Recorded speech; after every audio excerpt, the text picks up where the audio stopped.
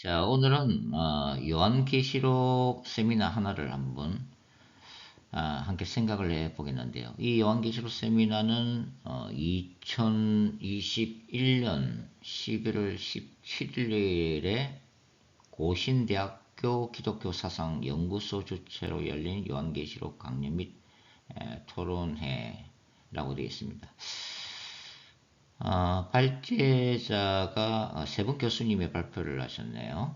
이 중에서 시간 관계상 두 분에 대해서만 짤막하게 한번 같이 생각을 해보겠습니다. 첫 번째 발제자가 웨스트민스터 대학원 대학교의 신약학 교수이신 김갱식 교수님이 발제를 하셨고, 그 다음에 고신대학교 신학과 교수이신 송영목 교수님이 발표를 했습니다.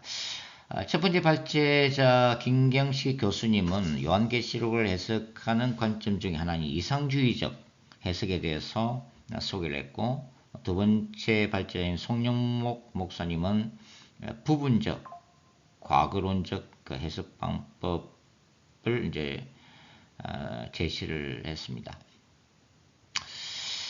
자, 첫 번째 이 이상주의적 해석. 이것은 이 요한계시록을 그 이상주의적 관점에서 추측한 세계적인 이 요한계시록의 근위자인 그레고리 빌 교수님의 해석 방법과 크게 다르지 않습니다. 한마디로 이상주의적 해석 방법론은 요한계시록의 주 메시지가 어떤 구속사적 관점에서 하나님의 승리를 강조를 하고 있는 거죠. 그리고 이 요한계시록의 주된 메시지가 어떤 특정 시점이 아니라 교회 시대 전 기간에 해당된다고 보고 있습니다.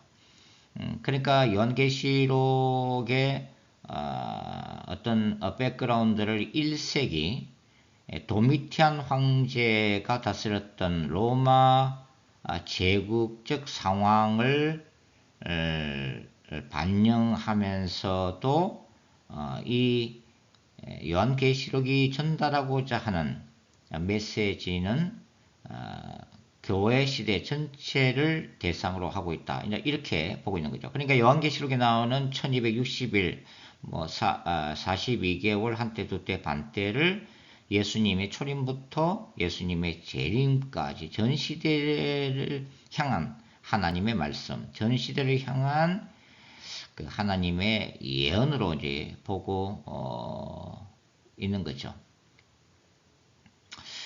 사실 요한계시록을 오랜 세월 전공하고 연구했던 이 학자들이 자신들이 가지고 있는 관점을 바꾸기는 거의 불가능합니다. 그러니까 각 관점을 가진 교수님들이 다른 분들이 요한계시록을 해석하는 그 해석 방법론을 무시하거나 비판하지는 않지만 그건 교만이라고 할 수 있죠. 그런 것들을 요한계시록을 해석하는 다양한 그 해석 방법론 중에 하나다. 물론 이제 본인의 관점도 그렇게 생각하는 거죠. 그래 인정을 하지만은 본인이 그 요한계시록을 해석하는 이 관점 자체는 바꾸기가 힘들다고 하는 거죠. 왜냐하면 어떤 요한계시록을 바라보러 온 어떤 관점에서 오랜 세월 그것을 지탱할 수 있는 어떤 신학적인 성경적인 탄탄한 나름대로의 근거를 가지고 있기 때문에 그렇습니다. 여하튼 이상주의적 해석 방법론은 예를 들면 이제 요한계시록 13장 1절에 보면은 이제 바다에서 짐승이 나오는 거죠. 이 짐승을 1세기에 로마 황제인 도미티안으로 보면서 이 모든 시대의 어떤 정치 경제적인 적그리스도 세력으로 간주를 하는 거죠. 그것은 제가 보는 바와 관점과는 또 다르다고 할 수가 있는 거죠. 저도 13장 1절을 로마 황제 도미티안을 상징하면서도 종말론적인 관점, 마지막 때의 적 그리스도로 보는 반면에 그레고리 빌이나 우리 김경식 교수님 같이 이상주의적 해석을 따르시는 분들은 이 특정 시대가 아니라 미래적 종말론적인 어떤 즉 그리스도가 아니라 모든 시대에 출현할 수 있는 반기독교 세력으로 그렇게 이제 보고 있는 그런 관점입니다. 자, 두 번째 이제 발제자가 이제 송영목 교수님이신데 이 부분적 과거론적 해석입니다. 송 목사님은 요한계시록 11장 15절을 요한계시록의 가장 핵심적인 구절로 뽑았습니다. 세상 나라가 우리 주와 그 그리스도의 나라가 되어 그가 세세토록 왕노릇 하시로다. 저는 이 종말론적 관점에서 이 구절이 예수님의 재림 이후에 이루어질 것으로 생각하는 반면에 우리 이제 송영모 무사님 같은 이 부분적 과거론자는 이미 성취된 사건으로 이제 보는 거죠. 그러니까 요한계시록 1장부터 이 19장까지가 이미 성취된 사건이라고 이제 보는 거예요. 그리고 이제 20장부터 22장까지가 예수님의 재림으로 인한 백보자 심판 그리고 새하늘과 새 땅의 도래, 이거는 이제 미래적인 예언으로 이렇게 이제 보고 있습니다. 성 교수님은 특별히 이제 1장부터 19장까지가 이게 로마 시대에 대한 심판뿐만 아니라 유대인들에 대한 심판이 이렇게 오버랩되어 있다, 중복되어 있다, 이렇게 설명을 하고 있습니다. 이제 송 목사님은 그 요한계시록 1장 1절에 나오는 반드시 속히 될 일을 이제 문자적으로 이제 보고 여기서 속히 될 일이라고 했기 때문에 1세기 교회 상황에서 이해하기는 속히 되어질, 즉 가까운 시점에 이루어질 일에 대한 예언이 바로 요한계시록이라고 하는 거죠. 그러니까 이제 우리가 지금 시점을 보면은 이미 1세기 상황으로 요한계시록은 다 끝났다고 이제 보는 거죠. 20장부터 22장 여기 미래적 사건만 빼고 말이죠. 그러니까 요한계시록에 나오는 이 1260일, 42개월, 한때, 두때, 반때와 같은 이런 언급들은 특별히 예를 들면은 네로 시대를 암시하고 있다. 네로 시대를 얘기하고 있다. 그러니까 네로가 로마시를 불태웠던 로마 대화재 사건이 일어났던 64년부터 그 다음에 네로가 자살로서 끝나는 68년까지 이것이 바로 3년 6개월 1260일이다. 또는 주 66년부터 70년까지 66년은 로마 제국에 대항하는 유대 독립 전쟁이 이제 일어난 해잖아요. 그리고 70년 주 70년에 이제 예루살렘이 이제 멸망을 당하게 되죠. 바로 이 시기를 얘기를 하고 있다. 그러니까 뭐 요한계시록 13장 예고되어 있는 이 바다에서 나오는 짐승은 로마 황제고 또 그 로마에 대한 멸망이 바로 64년부터 68년으로 성취가 되었다. 뭐 이렇게 이제 보는 거죠. 그리고 예를 들면 요한계시록 17장부터 18장까지가 음녀 바벨론에 대한 하나님의 심판이잖아요. 그 사건을 바로 이 초대교회, 1세기 초대교회를 박해했던 로마 제국뿐만 아니라 뭐 사실 유대인 공동체로부터 또 이제 바울이라든지 이 초기 기독교 공동체가 많이 이제 박해를 받았잖아요. 그런 관점에서 이 초대교회를 박해한 이 유대인들에 대한 하나님의 준엄한 심판이 바로 계시록 17장과 18장에 나오는 음녀 바벨론 심판이다. 이렇게 이제 보고 있는 거죠. 그러니까 거기 나오는 음녀 바벨론은 누구를 상징한다고 보는 거예요? 이제 송 목사님은 바로 유대인들을 의미하는 겁니다. 바로 예루살렘을 의미하고 있는 거다. 그렇게 보고 있다고 하는 거죠. 그래서 이 부분적 과거론적 해석은 이미 1장부터 19장까지가 이미 종료된 사건이고, 그 다음에 예수님이 이제 재림하는 사건이 20장부터 기록되어 있다고 보고, 이런 부분적 과거론적 해석에서는 당연히 미래적 적그리스도 사상은 인정하지 않는 그런 해석 방법이라고 하는 거죠. 그러니까 계시록 19장 우리가 통상적으로 예수님의 재림장이라고 이제 받아들이는 장인데, 이제 성목사님의 경우는 19장은 예수님의 재림이 아니다. 아니고 이 계시록 20장에 이제 백보자 심판이 나오는데, 그 백보자 심판이 예수님의 재림의 결과로 일어나는 거다. 이렇게 이제 보고 있는 거죠. 물론 저는 계시록 19장을 예수 그리스도의 재림 사건으로 보고 있습니다. 자, 이제 제 생각에는 이 부분적 과거로는 좀 받아들이기 힘든 그런 해석 방법입니다. 그러니까 1장부터 19장까지는 이미 끝난 상황이다. 이렇게 이제 보고 있는 관점은 조금 받아들이기 힘들다고 하는 거죠. 특별히 이 엄녀 바벨론에 대한 심판을 유대인들에 대한 심판, 예루살렘에 대한 심판을 예고하고 있는 것이고, 그러므로 주 70년 예루살렘 멸망 사건으로 이미 성취되었다는 것은 여러 가지 이유에서 좀 지나친 해석이 아닌가, 그렇게 생각이 들고 있습니다. 이제 이런 관점에서 보면은 마태복음 24장의 종말로는 그 이제 예수님이 예루살렘 성전 멸망을 예고하는 장면이잖아요. 이제 그걸로 이제 끝났다고 하는 거죠. 그러나 마태복음 24장은 제가 보기에는 예수님이 예루살렘 멸망 사건을 예고함과 동시에 바로 그 예루살렘의 멸망이 바로 종말론적으로 적 그리스도의 환란기를 동시에 예고하고 있다고 저는 보는 관점이고, 요한계시록이 이렇게 네로 황제와 관련지어서 그리고 예루살렘 멸망 사건으로만 국한하는 것은 너무 지엽적이지 않나. 제가 보는 관점은 요한계시록은 굉장히 우주적인 어떤 차원을 얘기하고 있기 때문에 조금 받아들이기가 힘든 그런 관점이라고 저는 생각을 하고 있습니다. 자, 제 관점은 사실 미래적인 관점이죠.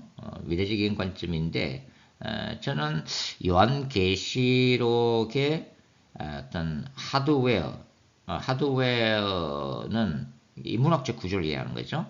시간적 순서가 아니라 어떤 논리적인 순서에서 구성되어 있다라고 이제 보는 관점이고, 그 다음에 이 하드웨어에 담겨 있는 소프트웨어, 신학적인 사상을 제가 늘 얘기하는 종말론적 거룩한 전쟁 신학적 관점이다라고 이해를 하고 있습니다. 그러니까 하나님의 나라와 이 사탄의 나라의 종말론적인 투쟁을 보여주고 있는 것이 바로 요한계시록이다. 그러니까 용인 사탄을 중심으로 하는 사탄의 나라에 대항하는 종말론적인 그 교회 공동체의 투쟁이 바로 요한계시록의 후반부에서 두드러지고 있고, 그것이 하나님 나라의 궁극적인 승리로 끝이 나고 있다라고 저는 이제 보고 있습니다.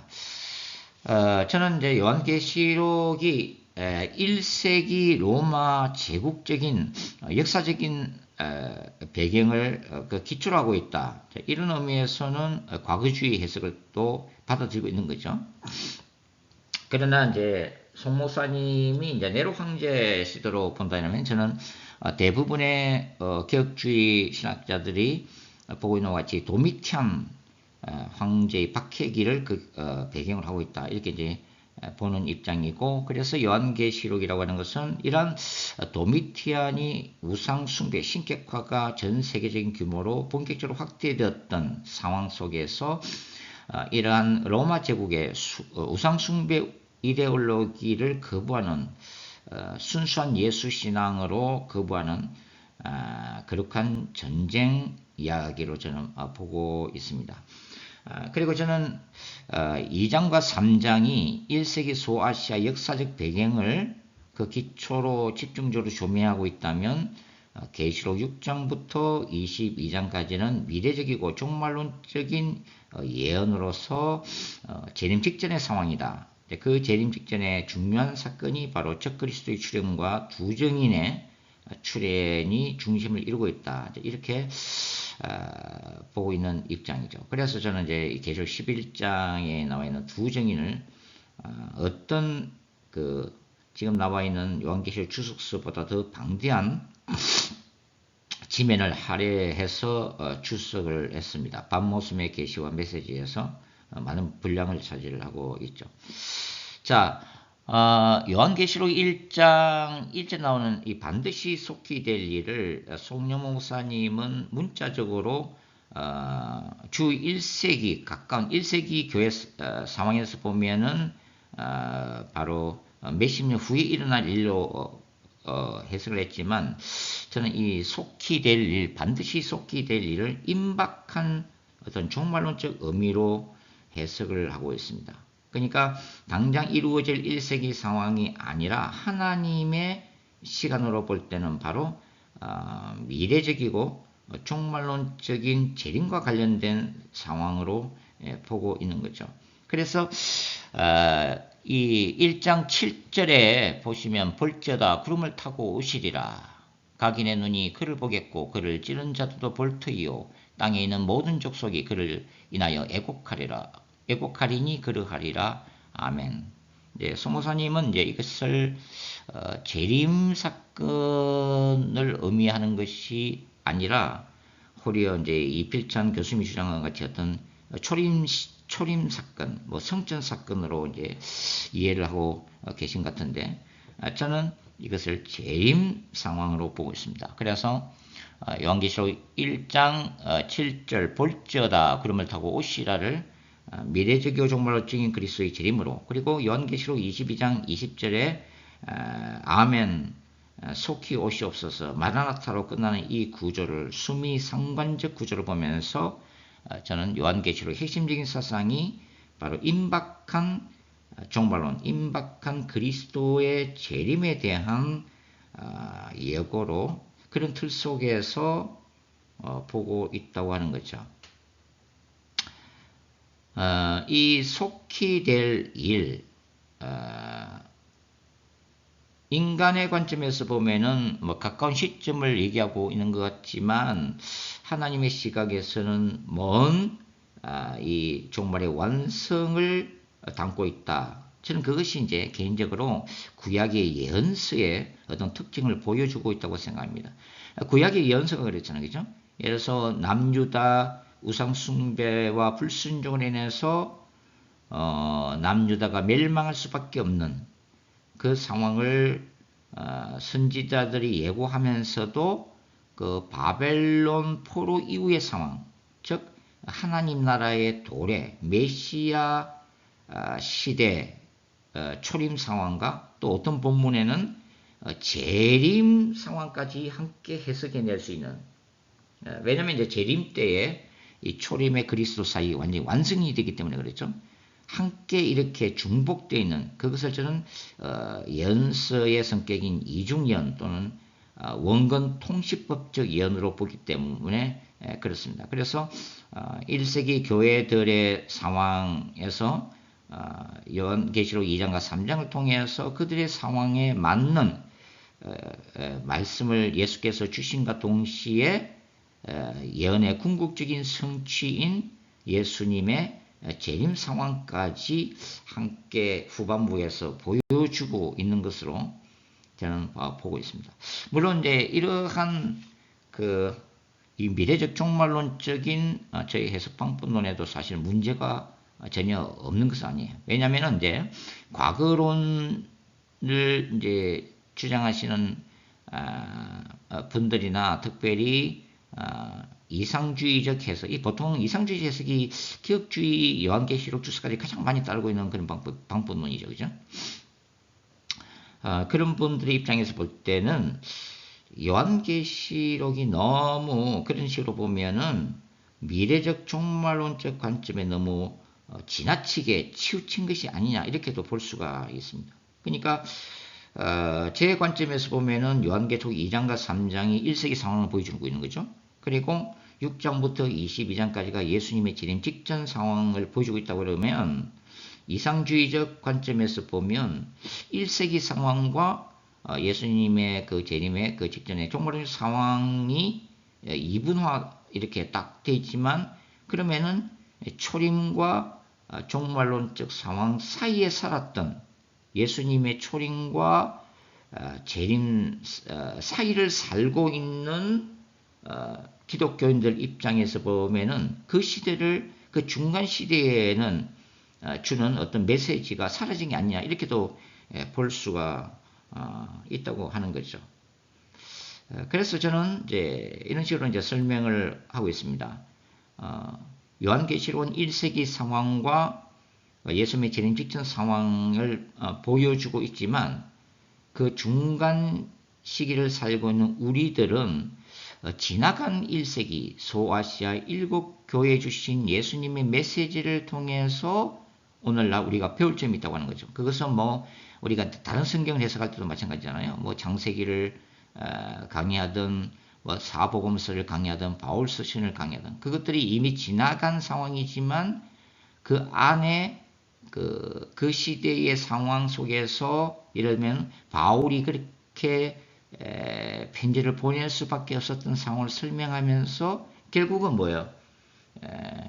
오늘을 살아가고 있는 우리들에게 주시는 하나님의 메시지가 뭔가 하면서 적용을 시키는 것과 마찬가지로 지나간 1세기의 상황을 이해하고 또 우리에게 다가오는 이 종말론적인 상황을 미리 믿음으로 바라보면서 그러면 우리는 어떻게 살아야 되는가에 대한 것을 적용할 수 있기 때문에 그렇게 큰 문제는 되지 않을 거라 그렇게 이제 보고 있습니다. 그러니까 2장과 3장은 역사적인 상황 그리고 6장과 22장은 미래적인 예언으로 받아들이지만 우리가 요한계시록 이 전체 속에서 과거와 미래를 우리가 동시에 보면서 오늘날 우리의 삶과 사역에 얼마든지 적용을 할 수 있다. 그렇게 이제 생각을 하고 있습니다. 자, 여러분은 어떻게 요한계시록을 바라보고 있는가요? 그리고 여러분은 어떻게 생각하십니까? 여러분들의 생각이나 의견이 있으면 댓글로 올려주시면 또 참고로 하겠습니다. 감사합니다.